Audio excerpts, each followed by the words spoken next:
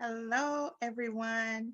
Welcome to our Tap In Tuesday. This is Joyce Harris, and I am joining you from HJW, Korean Financial Literacy Institute. I am the CEO and co founder of HJW, along with Anthony Leachman, who is our executive director. And so we are tapping in today. So we're going to be discussing activating your financial goal setting. We've been looking at some different topics. We started off in January. We discussed a little bit about financial records. We talked about your pulling your credit report, which that is essential, making sure you know what's on that, and also just going through your top of the year record keeping, looking at warranties, looking at insurance policies, looking at your financial records, things of that nature. So now we are into February. So welcome to February, everyone. And today I'm going to be talking about activating your goal setting. I know at the beginning of the year, many of us start with setting goals, right? Rightly so. We want to start the new year off right. We have goals that we want to set.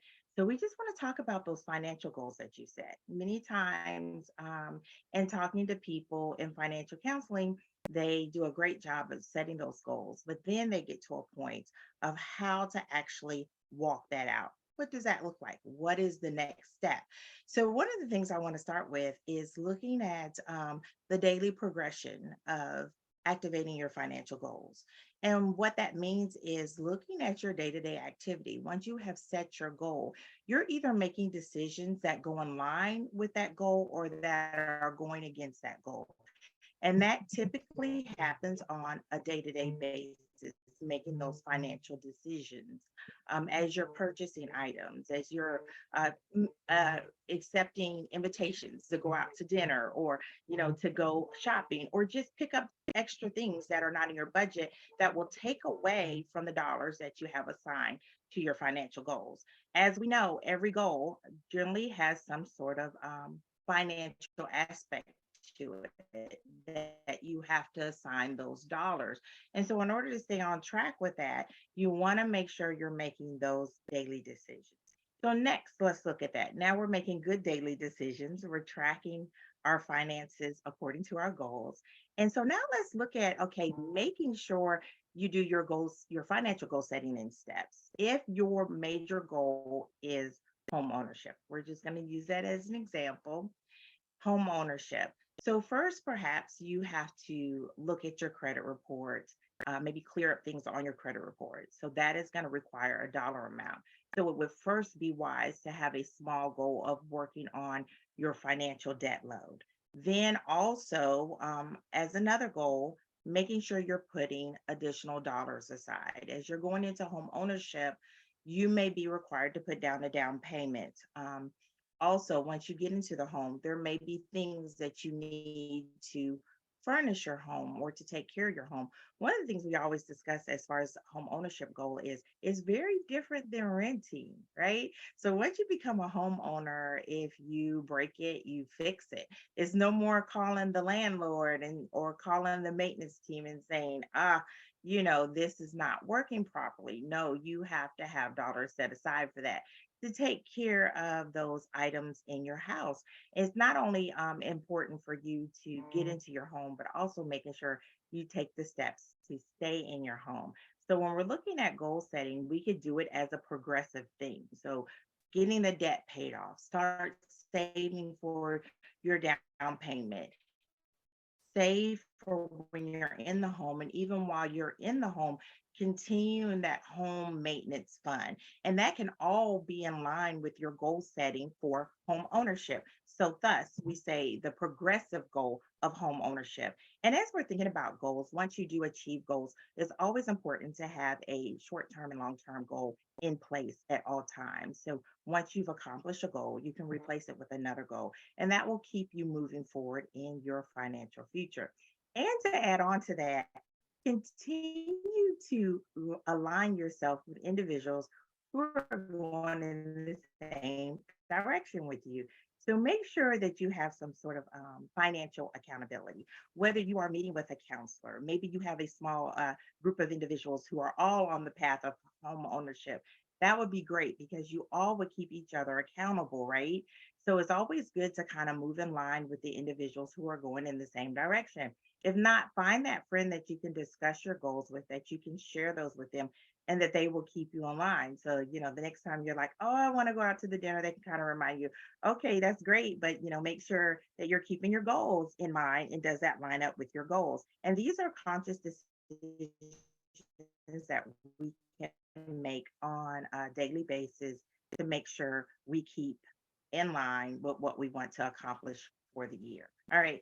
So now I'm going to move on to as far as another tool that can be used. I believe in earmarking funds. So when you set up your goals, make sure you have a bank account, a savings account where you're putting those dollars in, but make sure you name it, earmark it.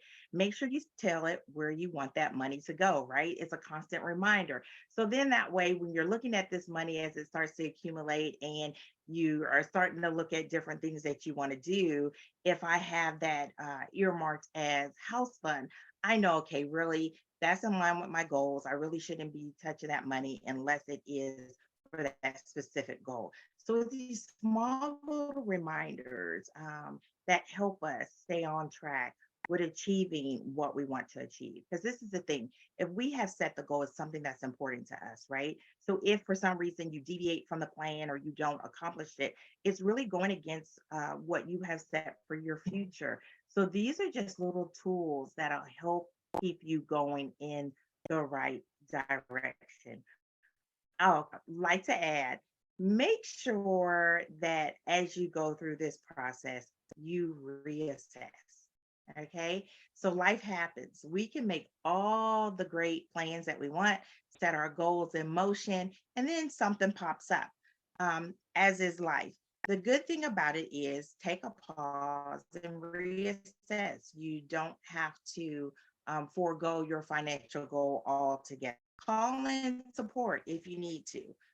Call and speak with a financial counselor or an advisor, someone that can help you get past the hurdle so you can continue on your path of achieving your financial goals. So, as we conclude activating your financial goals, these are just some of the tools that can be utilized. Also, continue to learn, tap into all the information you can. I have been in the, I am still learning. I love learning. I love tapping into other financial topics, webinars, meetings, sessions, things that will just help me continue to grow and progress because honestly, at each phase of our life, our financial situation changes. Okay. So whether you're beginning on your in your, financial future, setting goals, things of that nature, or maybe you're midway through now. Maybe you're already a homeowner and now you're looking at the point of retirement, or perhaps you're past all of that. You're in retirement and you're looking at your options as far as continuing to enjoy retirement. So, regardless of which stage you are in your financial journey, it's just always important to tap in and get additional information. As always, here at HJW, we're glad to answer your questions, your concerns. Please, I love it, love it, love it when you all inbox me, you send me questions or email us.